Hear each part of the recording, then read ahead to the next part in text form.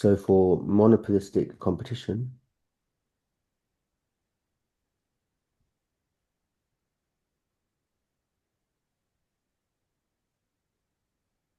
let's start with the way to define it. So monopolistic competition has two key factors in its definition. The first factor is, so to start off with, pretend it's the same as Monopoly, but with two differences. That makes things a bit easier. So if you remember, a Monopoly has high barriers to entry and high product differentiation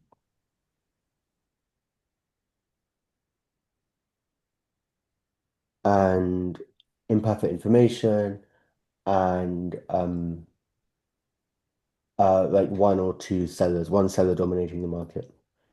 So if you think of monopolistic competition, it's a market structure where there's still product differentiation, maybe not as much, not one unique thing, but like everyone's selling something kind of different.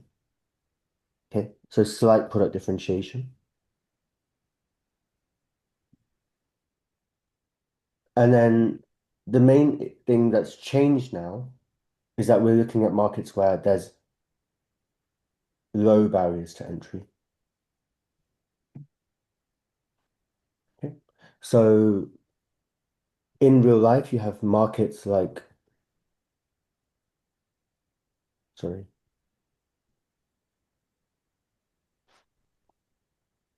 So in real life, you have markets like the smartphone market where Apple dominates. But then now we also have markets in real life where, yeah, a firm might dominate right now, but there are low barriers to entry. And then we still have slight product differentiation. So no one's going to copy them, but firms can sell similar things. So if we start off with in the short run,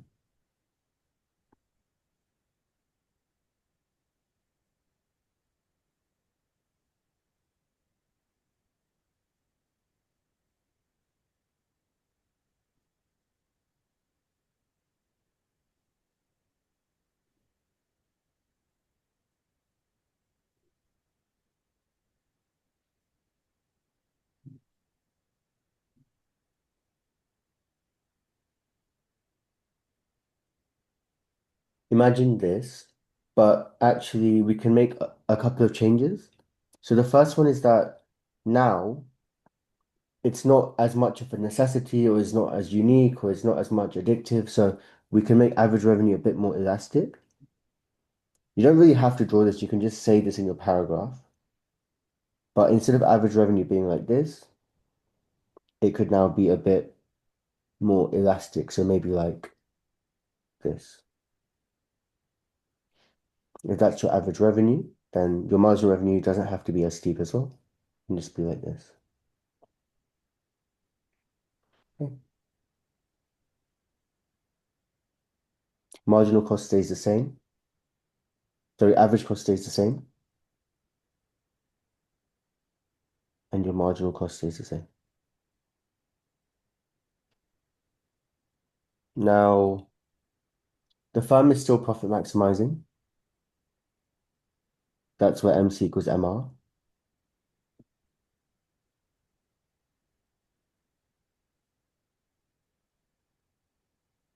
And that's the price. But the most important thing is, imagine hypothetically the smartphone market had low barriers to entry and other firms saw Apple making all of this supernormal profit. What would happen? Someone What shout out. firms in the market? Yeah, new firms would enter the market. And that's exactly what would happen. So right now, with all of this supernormal profit,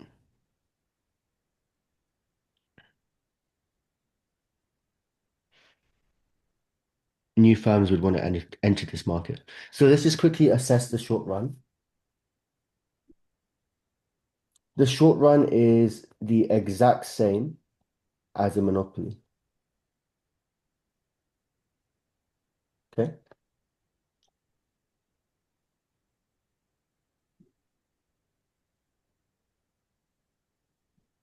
There's no productive efficiency and there's no allocative efficiency. But the thing is, we can't say if there's dynamic efficiency or not. Arthur, why can't we say whether there's dynamic efficiency? Is it because dynamic efficiency can't happen in the short Yeah. run? Yeah, we don't know how long short run would last.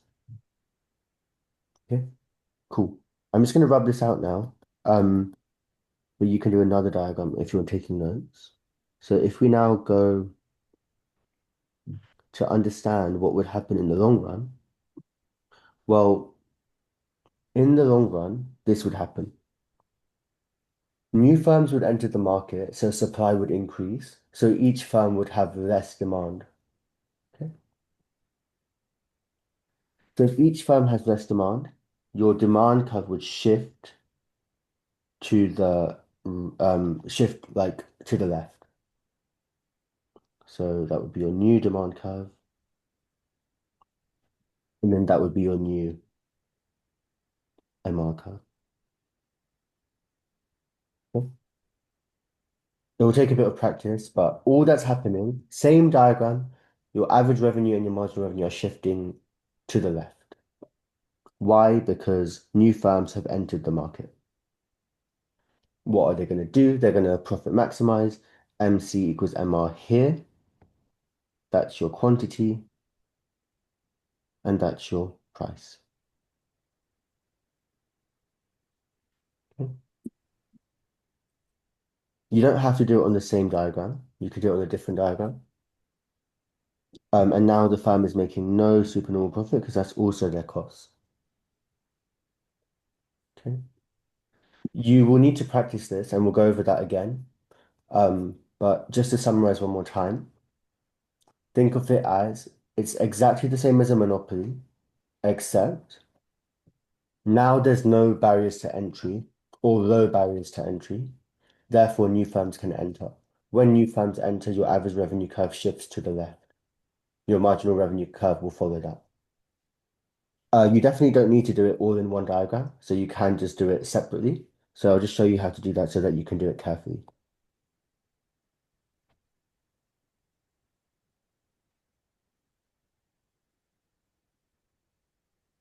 Start by drawing your average cost curve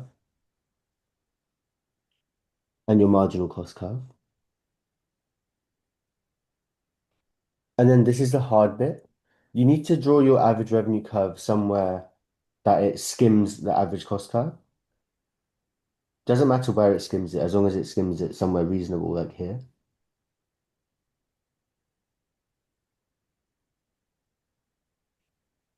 So that's your new, really low average revenue curve for that firm.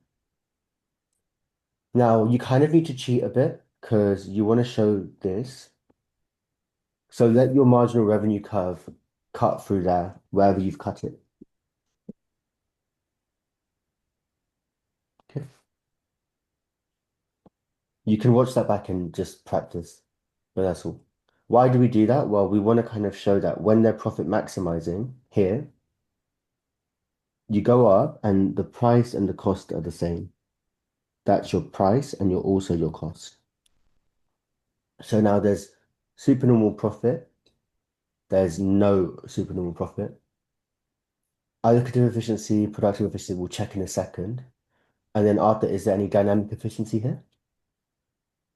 No. No, because there's no supernormal profit. Okay, last thing then. Um, Productive efficiency and allocative efficiency here are complicated. So first of all, can someone shout out and just explain whether they think there's productive efficiency or not? No. So that's correct. There's no productive efficiency because productive efficiency happens here. However, what we can say is compared to a monopoly, what else on D&D? Um, Compared to a monopoly, costs are lower. So we're getting closer to the point of productive efficiency. You can say that. Because otherwise it's going to sound like this is an awful market structure because I'm going to put a cross on everything. Okay. But it's not awful. It's better than a monopoly in the sense that we're closer to productive efficiency and we're closer to allocative efficiency. Okay. Cool. Um, Allocative efficiency, same thing. Allocative efficiency happens where AR equals MC, which is here. And again, we're not here, so we're not allocative efficient, but we can say prices are lower. Prices aren't that far away from it if you consider that the price would be kind of like around that region. So compared to a monopoly, monopolies exploit customers with really high prices, but monopolistic competition, there's not that much exploitation. They're not even making profits supernormal profit themselves, so prices are lower. Now, the only bad thing then is that there's no that dynamic efficiency, so they won't really be able to innovate their products. This is kind of like restaurants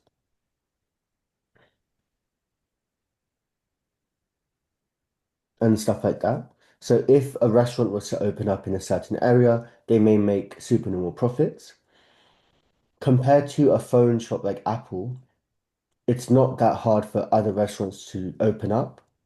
So new restaurants will open up if they know that one other restaurant is doing well. And when the new restaurant opens up, AR will shift to the left for everyone. And then all the firms, all the restaurants in that area will just make normal profits only. So you can think of monopolistic competition as a halfway mix between perfect competition and monopoly, hence the name monopolistic competition. In the short run, there's supernormal profits. In the long run, there's no supernormal profits. And if a firm was somehow able to lower the average cost, which we don't need to draw this and we don't need to know it, but just for hypothetically, if they're able to lower the average cost, they can make supernormal profit again. And then they can actually go back into the short run if they're able to do that. So there's incentives for firms to kind of do like good things. And again, I'll send you some essays later but for now, just I would say try and focus on perfect competition properly.